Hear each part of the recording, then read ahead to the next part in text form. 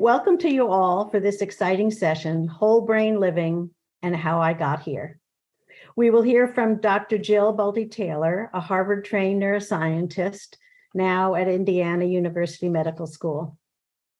In 1996, at age 37, while teaching and doing research at Harvard Medical School, she experienced a massive stroke. And she experienced that stroke was then followed by 8 years of recovery.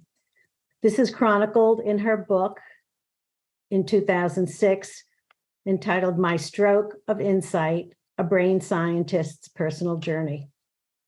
It then lived for 63 weeks on the New York Times bestseller list. In 2008, her TED Talk appeared, followed by 28 million views and a long list of other honors as well.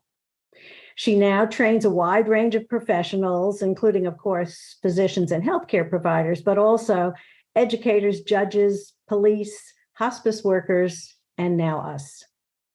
Just recently, the Pennsylvania Senate race provided an important teachable moment, and she wrote an important New York Times op-ed about the prevalence and nature of stroke in the United States. The prevalence is almost 800,000 a year.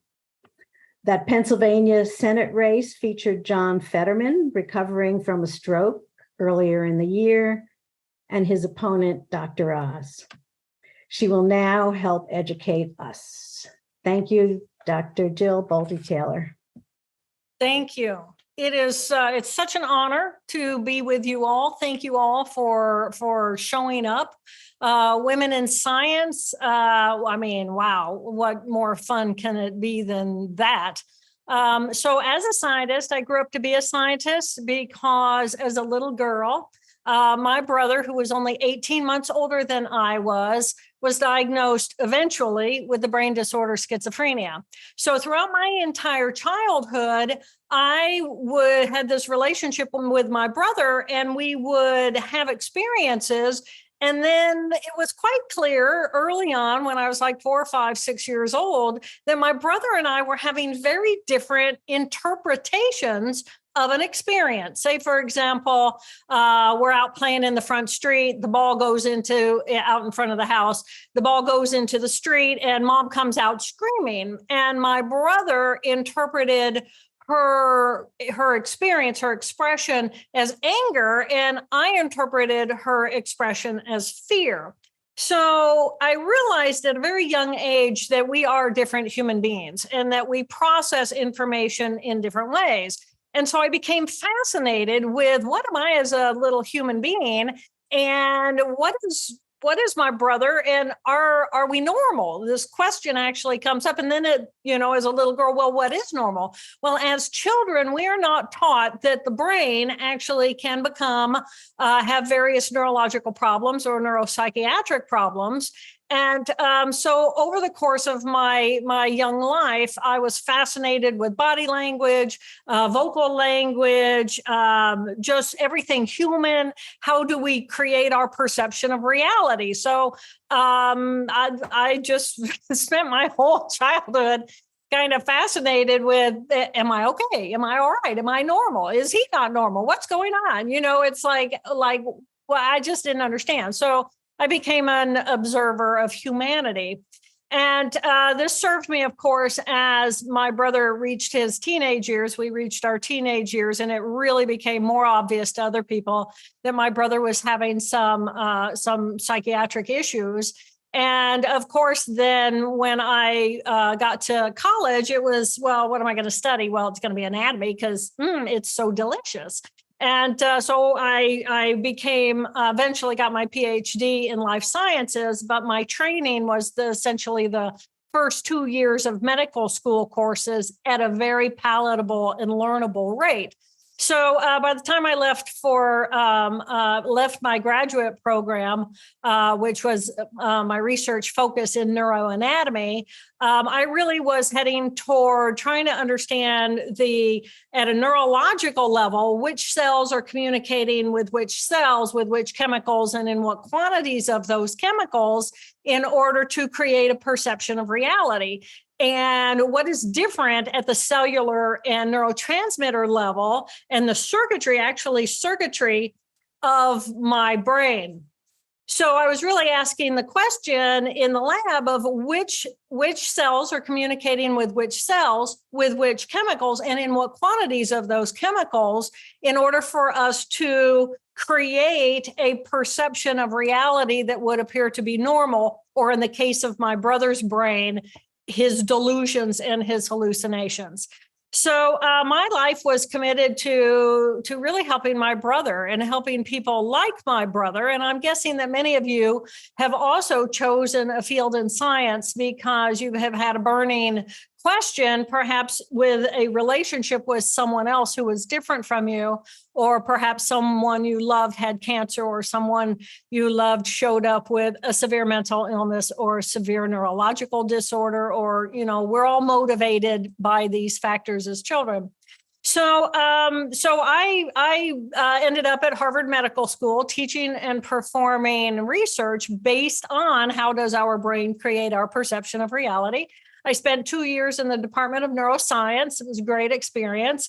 And then I learned a lot, but don't we all? It was actually in that experience when I really learned about politics and science. And that was, we learned those lessons. And then I went to the Department of Psychiatry and worked in the lab of Dr. Francine Bennis. And right next to our lab was the Harvard Brain Bank.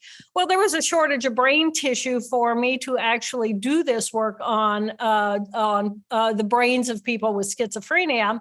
So I had become a member of NAMI, the National Alliance on Mental Illness.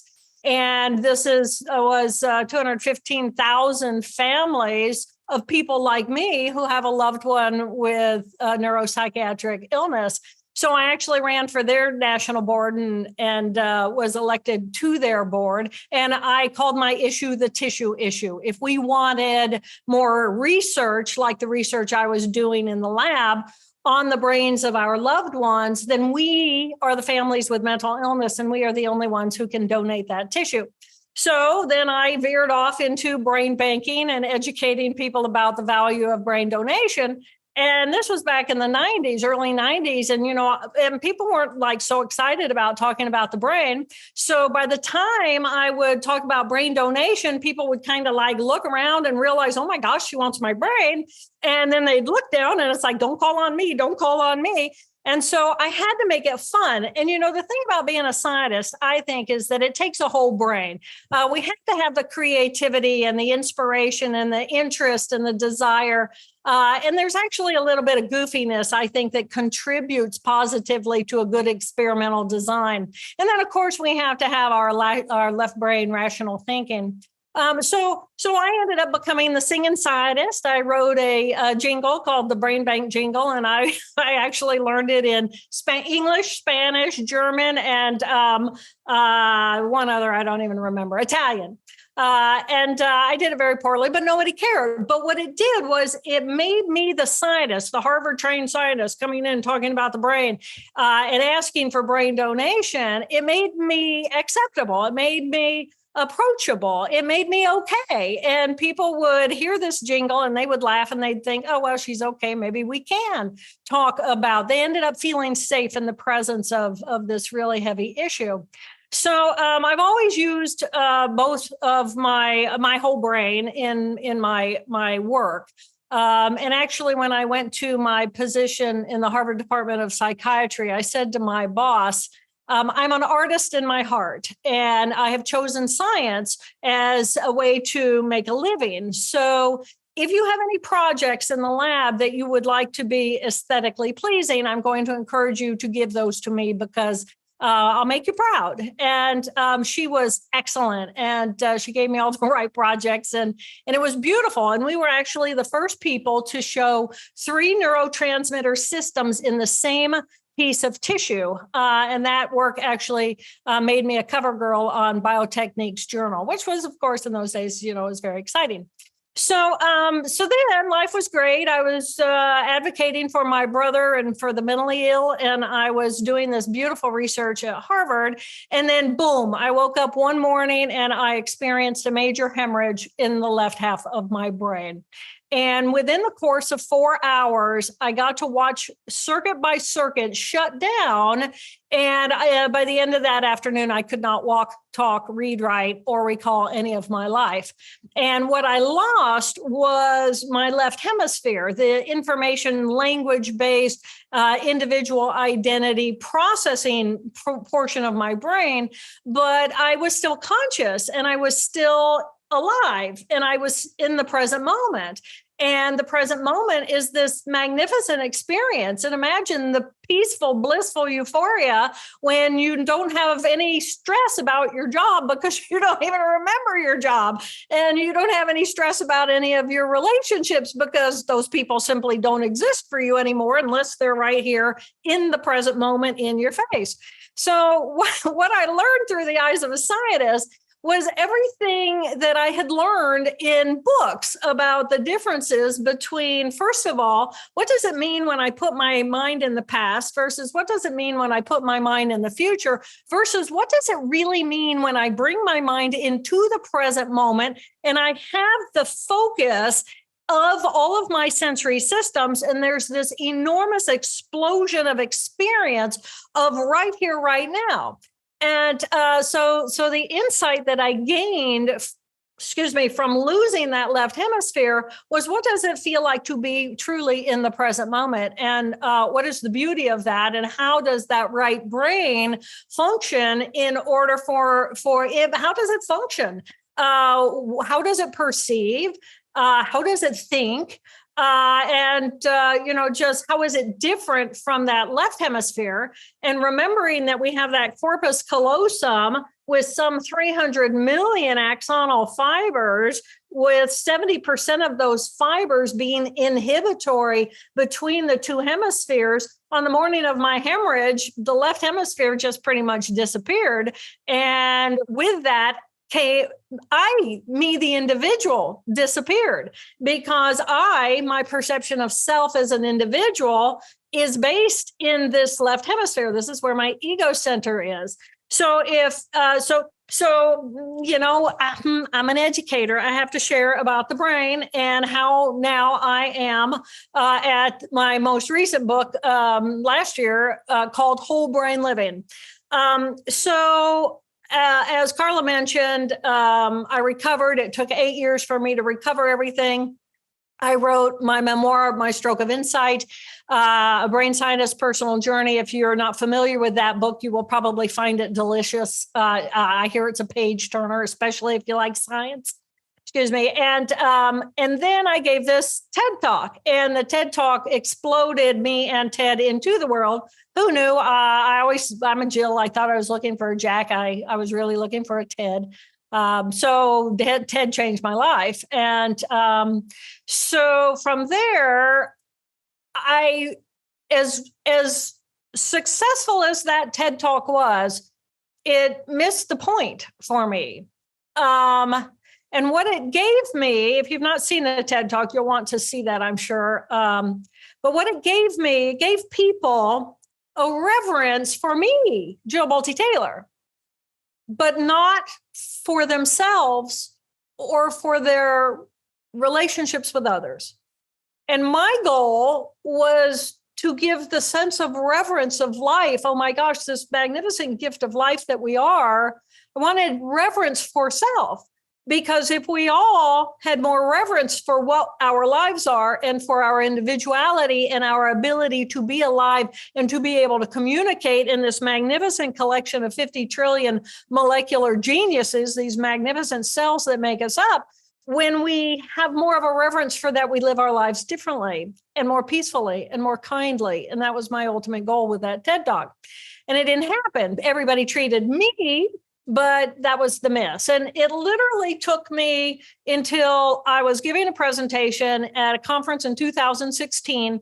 And I was talking about how wonderful. How I love talking about the brain because, oh my gosh, people actually want to talk about the brain now. And they're excited and they actually know language and they know that we have amygdala and hippocampi. But the fact of the matter is that we have 2 amygdala and 2 hippocampi.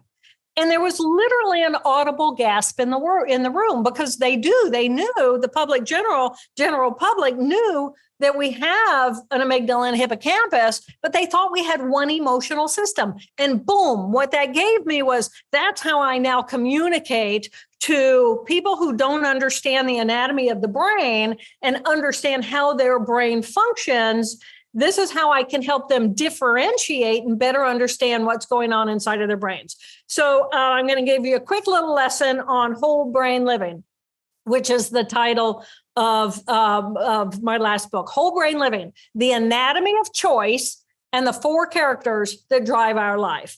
So when we think about the mammalian brain, we have brainstem. Brainstem level is pretty much on-off switches, reptilian brainish. Add to that the difference between a reptile and a mammal, the limbic tissue, the amygdala, the hippocampi, the anterior and cingulate gyri, but it's bilateral. So we have emotional tissue in both hemispheres.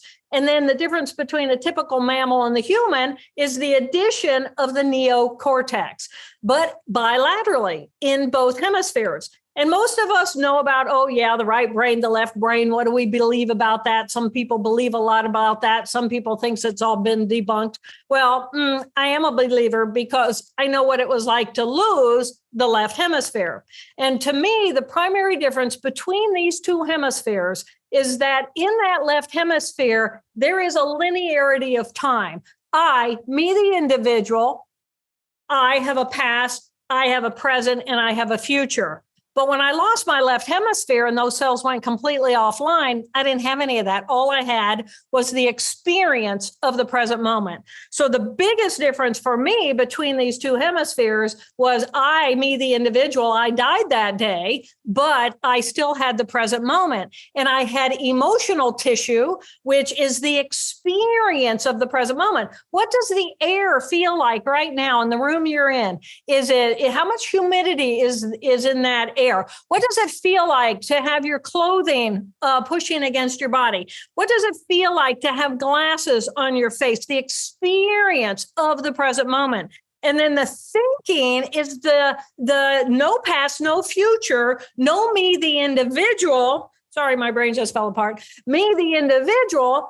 But I feel open and expansive because now the left brain is this magnificent tool that takes the big picture of our experience and brings it down into me, an identity. And I have a past, I have a future, I have emotions, I have that emotional tissue from the past, and I have thinking tissue. And I'm really laughing over here because my brain has really completely fallen apart.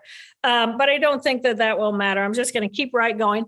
So, now my left hemisphere would care. My left hemisphere perfectionist would say, oh my gosh, here we are. We're actually with educators, we're with scientists, and my brain's falling apart. What a horrible moment. But my right hemisphere, it finds it very entertaining and it's amusing. And so this is where flexibility comes in.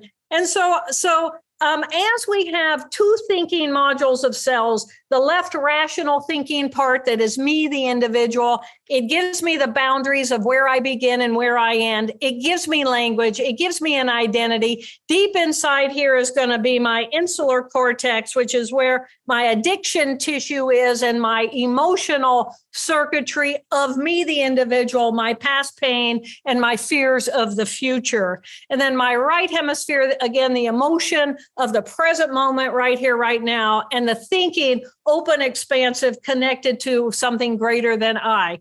Call that my divine self, my authentic self, my big capital truth, call it whatever you like.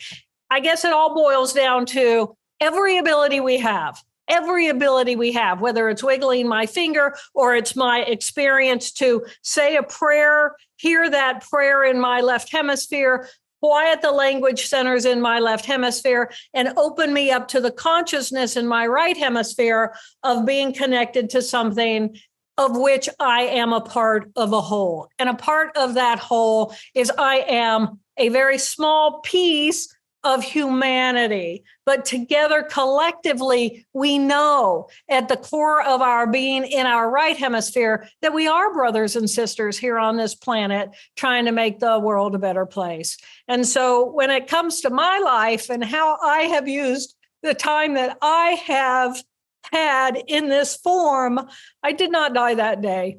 And the lessons that I learned have been vast and profound. And I never know if I'm going to have another 5 minutes or another 5 years or another 50 years, but that's not what's important. What's important is, how do I show up as a human being in the world? How do I show up with my kindness, my openness, my compassion, my possibilities, and a magnificent left hemisphere that allows women in science to excel? So I just want to say thank you. Thank you for being here. Thank you for participating in this in these days. And it's just a tremendous honor to be able to be a part of that. Well, Dr. Taylor, we can't thank you enough. I can't thank you enough. You have both educated us and inspired us. What more could we ask for? Perfect. So to our audience, I hope you have appreciated this as much as we have. And please stay tuned for the next session. And I really appreciate your participation today. And we all quietly and publicly thank you, Dr. Taylor. Thank you.